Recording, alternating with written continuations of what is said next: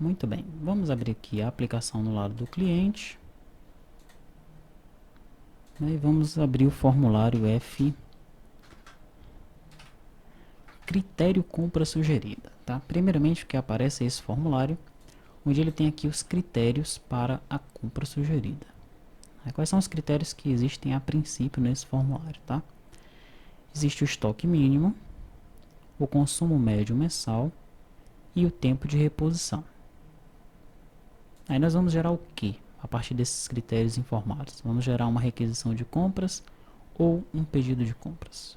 Daí você confirma e será gerado ou uma requisição ou um pedido de compras, tá? Como é que a gente desenvolveu essa tela? É um formulário simples. Esse formulário tem um panel, tá? O nome dele está panel filtro rápido aí. Vamos alterar agora o nome desse panel. Vou chamá-lo de panel principal. Pronto. Aqui eu tenho um bevel, só para dar esse efeito aqui de divisão de janela, ok? Esse tipo de janela, ela é uma janela onde ela vai se posicionar no centro da tela e o border style dela é um dialog, ou seja, só vai aparecer o X. O usuário não vai poder maximizar ou minimizar essa tela, tá? Quando a gente clicar lá no menu, no compra sugerida, o que aparece para a gente, primeiramente são os critérios para a compra sugerida. Depois que o usuário confirmar, a gente gera ou a requisição ou pedidos, ou o pedido de compras, né? Mas aqui eu deixei um to-do, tá?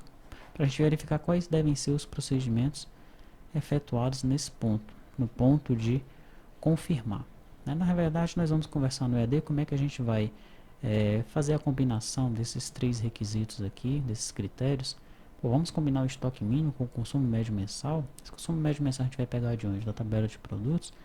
E esse tempo de reposição, isso a gente vai pegar de onde? Da entrada no estoque.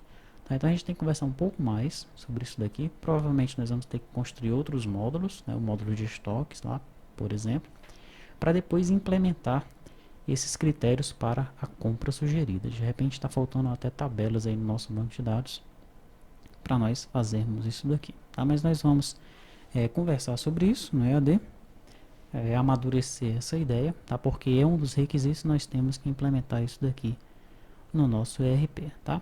Então quando a gente executar aqui a janela, a aplicação, que clicarmos em suprimentos, compra sugerida, a primeira coisa que aparece é o critério para compra sugerida. O usuário ele não consegue sair disso daqui, né? Se ele pressionar ESC, ele fecha a janela. Pressionou o cancela, fecha também. O confirma não está funcionando. Então ele vai informar aqui estoque mínimo, consumo médio mensal, tempo de reposição, ou de repente o sistema vai informar algum desses itens já para dar uma pista para ele dos critérios que ele deve informar. Ele vai informar se deseja que seja gerada uma requisição. Se ele quiser gerar uma requisição, ele vai ter que passar por todo o processo. Daí ele vai fazer a cotação, confirmar a cotação, fazer um mapa comparativo para finalmente chegar no pedido. Ou ele faz diretamente um pedido de compras, né? Aí como é que a gente vai controlar isso? Quando ele clicar em requisição e confirmar, a gente vai diretamente para a janela de requisição já com os dados.